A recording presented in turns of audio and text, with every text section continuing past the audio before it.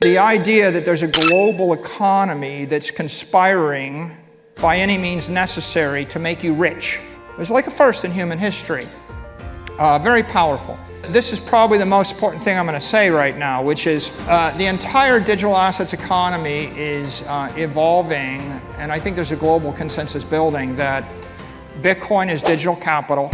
And the point is, the people that are changing the world, they're not doing it by working harder.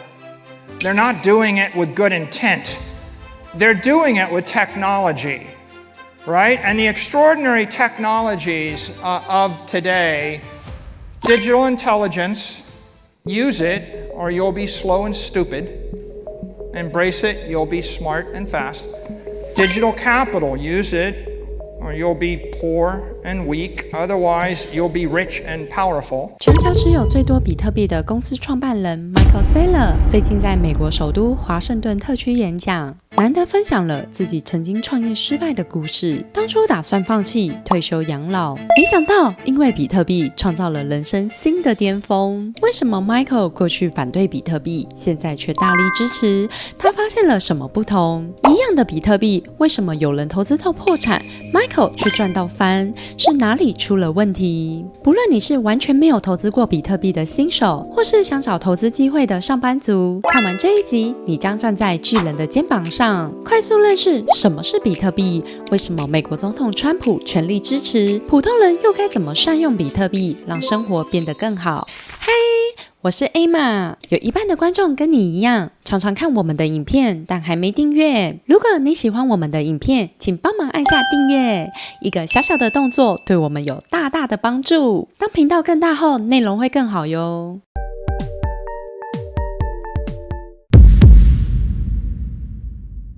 Let's just start discussing all the basis of crypto ideas. The first big idea was a digital commodity, the idea of an asset without an issuer. That was the Bitcoin dream, peer-to-peer cash. Something that you could own through possession of private keys, something you could transfer without asking anybody's permission, something that existed apart from a bank, from a corporation, from a government. That was Satoshi's dream.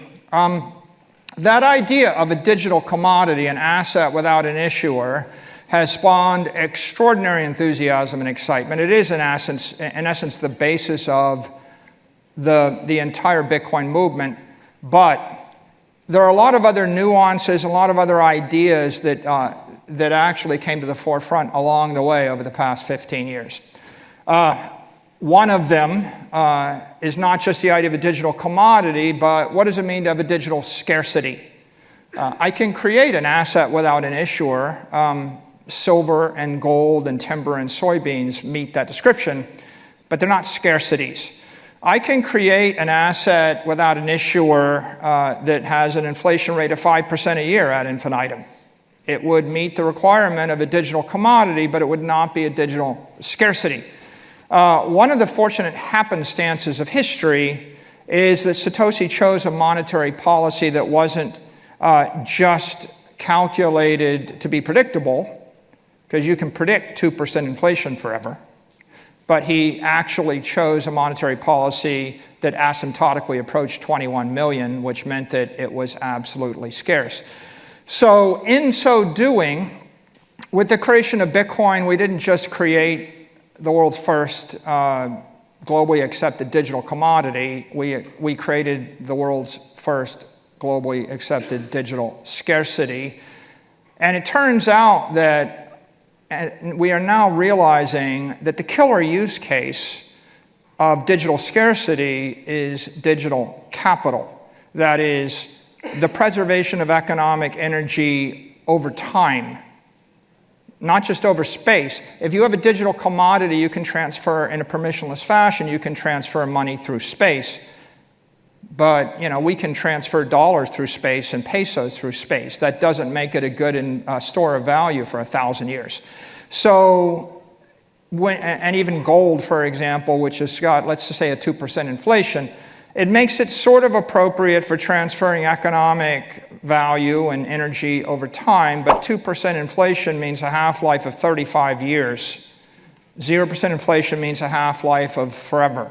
The difference between immortality and living 70 years is 2% versus 0%. So the early crypto economy, it had this idea of a commodity and a scarcity. People thought about it.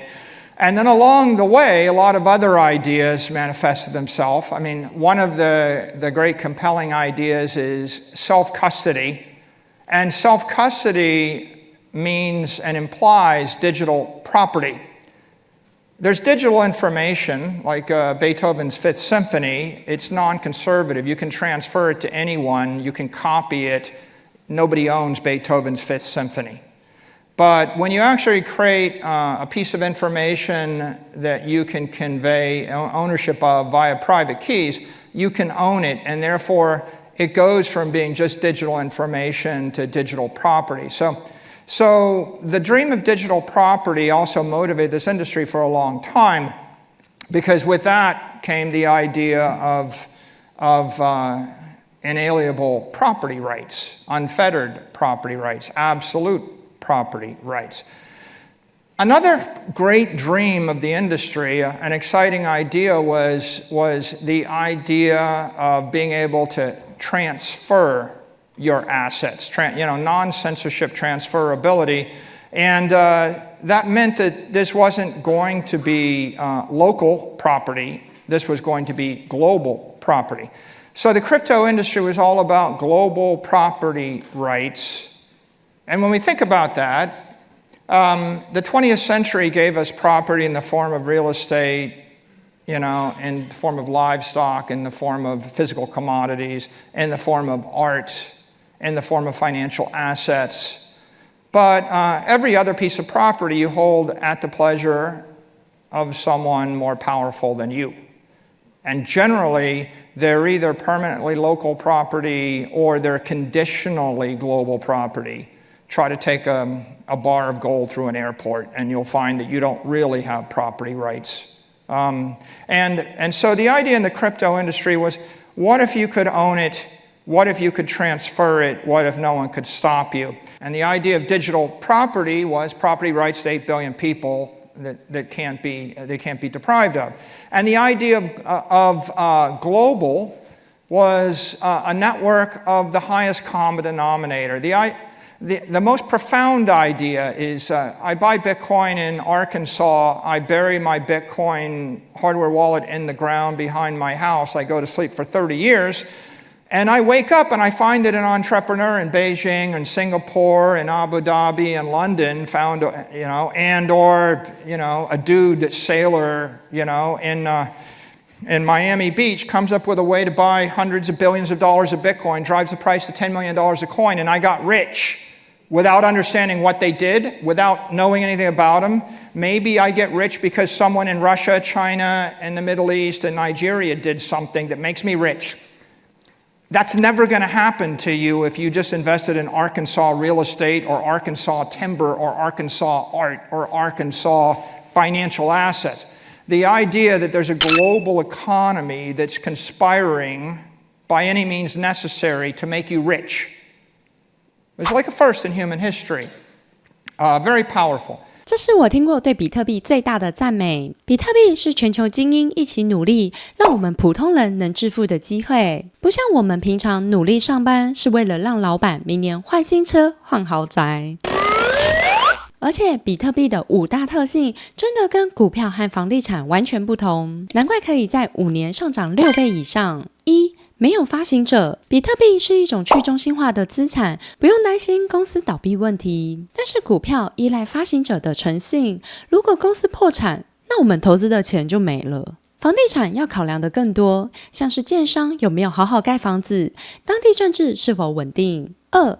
0%通货膨胀。比特币的发行方式已经透过区块链写好，数量固定是2100万颗，不会再增加。但是法定货币像是台币、美元，这些货币数量都是随着时间而增加，导致价值不断下降。像是美元，过去100年来价值已经下降99%，从可以买一条巧克力到现在只能喝一口咖啡。如果我们没有投资，只是乖乖存钱在银行，不就是变相被政府抢劫了吗？3. 很好转移。9月我去美国玩，发现出入境时各国对于现金有很多限制，像是台湾出入境时如果带超过新台币10万元、超过1万美元的现金或超过2万美元的黄金，需要向海关申报。但如果我们今天是用比特币，就没有这些限制。4. 自我托管，这也是比特币的一大亮点，真正实现自己保护自己的资产。像是上周，我的台新银行突然被锁账户，不能转账，不能领钱，不能刷信用卡，需要等48小时后亲自到分行办理解锁。偏偏我还遇到周末超衰，最后等了4天才解决。那不是好险，我平常有将台币放到2个银行账户，不然这几天我要怎么办？这时候我更能体会比特币的优点，不需要担心莫名被锁账户的风险。5. 全球资产，比特币实现了24小时的交易，让全世界的人随时随地都能交易，不像是股票需要按照当地时间，还要留意国定假日。更别说房地产，交易手续复杂又冗长，所以比特币才会越来越受到欢迎。但老实说，以上这5大比特币优点：1. 没有发行者； 2. 0%通货膨胀； 3. 很好转移； 4. 自我托管； 5. 全球资产，都已经存在5年以上了。为什么2025年大家对比特币的接受度突然提高呢？总不可能是哈利波特用魔法杖点一下，大家就同意了。那到底发生了什么事情呢？ The early years were 2009 to 2020.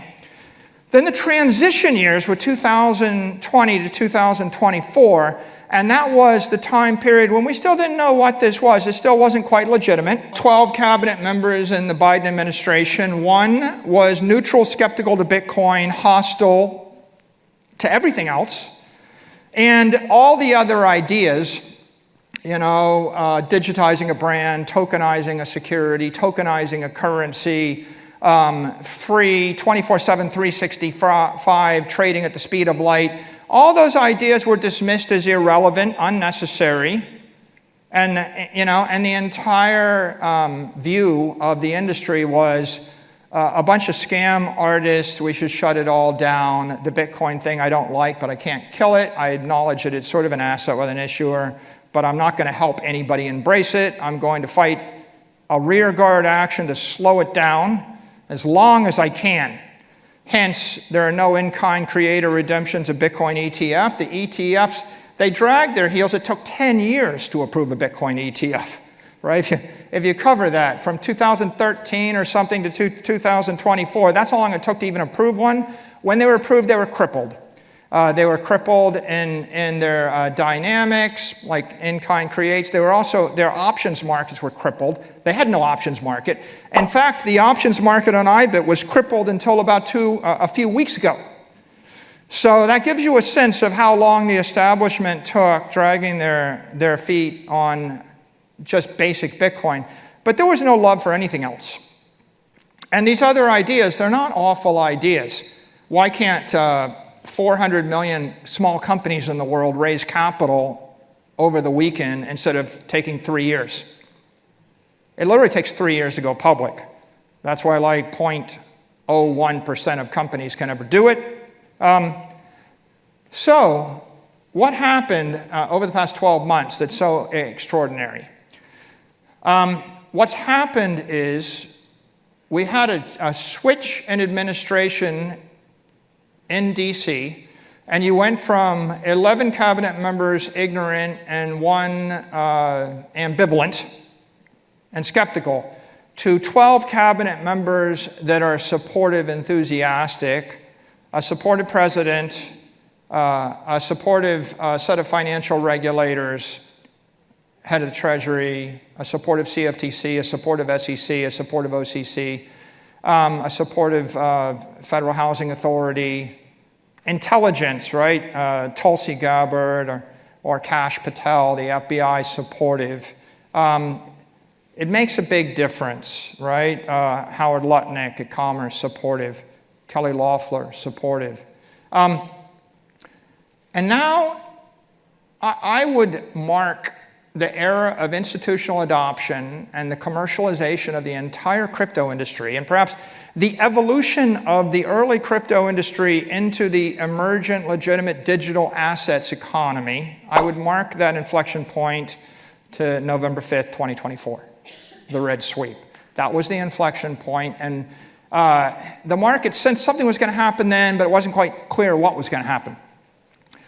And here, now that we're about 9 months, I guess a bit more than 9 months down the road, 11 months down the road, it's a little bit clearer what's going to happen. And it is this. Companies, celebrities, politicians, lobbyists, lawyers, institutions, adults, capital markets, capitalists, capital, governments, municipalities, they are all being integrated into this crypto economy, one way or the other. And there are things that we are going to lose, and there are things that we are going to gain. There'll be a little bit of liberty and chaos and speed lost. Some of the global nature of the industry will be lost. But there's going to be an extraordinary amount of utility and power and wealth and empowerment that will be gained. And the economy is going to evolve in various degrees of localized spheres of influence and continental spheres of influence. And I'll give some examples. First of all, we were the first company to dare put Bitcoin on our balance sheet. People were waiting to see if we would get zapped by the SEC or shut down by regulators, and there was literally abject terror. Then there were 20 companies. Then there were 100 companies. There are about 185 Bitcoin treasury companies existent today. And that was one wave. And that rippling adoption will continue. Just about every day, I read a press release of some company buying more Bitcoin for its treasury. This is probably the most important thing I'm going to say right now, which is the world, the entire digital assets economy is evolving, and I think there's a global consensus building that Bitcoin is digital capital. The right technology base for digital capital is proof of work. It is secured by physics, by energy. And if you want to create a scarcity, if you want to create a global commodities of scarcity that can be used as a capital base, you're going to want to use physics to secure it. It's the most robust, most powerful, hardest to tamper with, least fragile way to establish a digital asset in the world. There's maybe a dozen, well-known cryptos that use proof of work. There's one that is 100 times more successful than everything else. That one is Bitcoin. Bitcoin has emerged as the digital capital base of the entire crypto economy. It's emerging as the digital capital base of the world. 你什么时候开始投资加密货币呢？我是在2021年开始投资，完整经历 Michael 提到的过渡期，真的是五味杂陈的过程耶。当时我会进入币圈，是因为看到中美洲国家萨尔瓦多将比特币列为该国的法定货币，还有 Michael 的美国上市公司为策略开始买比特币，引起我的好奇。研究后决定投资，很幸运，在短短1年，比特币币价就上涨1倍，创新高到$6.9万，却没想到1年后直接暴跌77%到$1.5万，更陆续有加密货币公司倒闭。银行倒闭，超崩溃。当时还出现了一位超讨厌的人物 SEC 主席 Gary Gensler。 在法规不明确的情况下， SEC 主席还不断控告加密货币公司，像是 Ripple 销售 XRP 以及币安和 Coinbase 交易所，大家都被告得很无辜，只好放弃美国市场，将业务移到海外。这一切就在川普开始选总统时改变了，他喊出要支持比特币，将开除 SEC 主席 Gary Gensler， 目标是让美国成为全球加密货币之都。等到川普正式上任后，风向真的变了，整个气氛变得很友善、很热情。过去的政府官员看到比特币跟看到鬼一样吓死了，但现在却是大家都有比特币，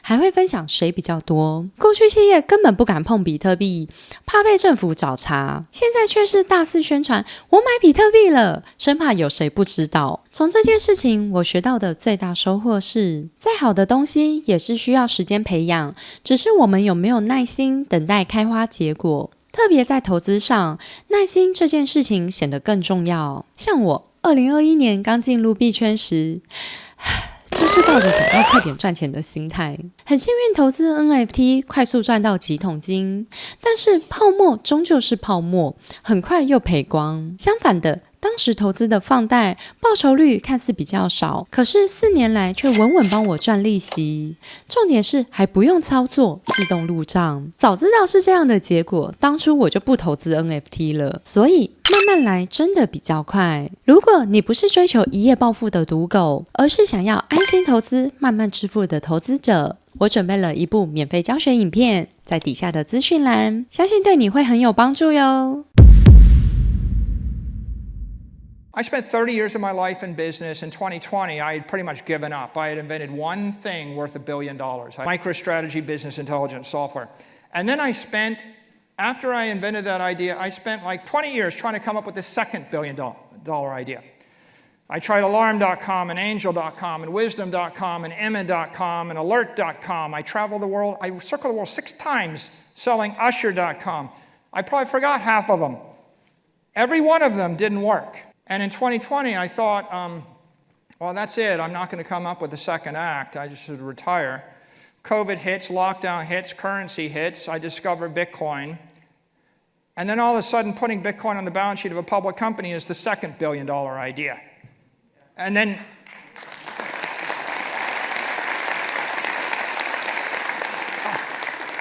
I would like to take credit for it. It was inflicted upon me. This is my humbling observation to you. For 20 years, I tried to use my brain, and my arrogant ego was, I have to invent the next $1 billion idea. And when I finally humbled myself and concluded I couldn't do it, the heavens opened. Satoshi gave me the next $1 billion idea. Thanks, Satoshi. But this is where the story gets interesting. Then we discover convertible bonds, and that's the third $1 billion idea. Then we discover digital equity via the ATM. That's the fourth $1 billion idea. Then we struggle and think about it a bit, and by not just $1 billion, like the convertible bond was a $10 billion idea. And then this year, Strife, Stride, Stretch. That's 4 $1 billion ideas. The year's not even over, okay? It was 30 years, thousands of people, hundreds of thousands of person years, circling the world over and over again, working 3,000 hours a year, couldn't find the second $1 billion idea. And then this year, you accept this idea, digital capital. You accept this idea, digital intelligence, AI. I sat on my little laptop, and in 4 hours, that's the fourth $1 billion idea. That's the fifth. 2 months go by. This is the fifth $1 billion idea. 2 months go by. This is the sixth $1 billion idea. Go off to Europe, try to do something, run into some legal thing. Here's the seventh $1 billion idea. And there's a point to the story. And the point is, the people that are changing the world, they're not doing it by working harder. They're not doing it with good intent. They're doing it with technology, right? And the extraordinary technologies of today, digital intelligence, use it or you'll be slow and stupid. Embrace it, you'll be smart and fast. Digital capital, use it or you'll be poor and weak. Otherwise, you'll be rich and powerful, right? Don't allow your mind to be consumed with hate or paranoia or skepticism. There is a 4-year time frame during which there's a ferocious, innovative opportunity available to all of us. Some people are going to shirk it, right? You're going to have traditionalists who will say AI is dangerous, digital assets are risky, we don't want to touch any of those, and they'll brag about it proudly. You shouldn't be mad at them.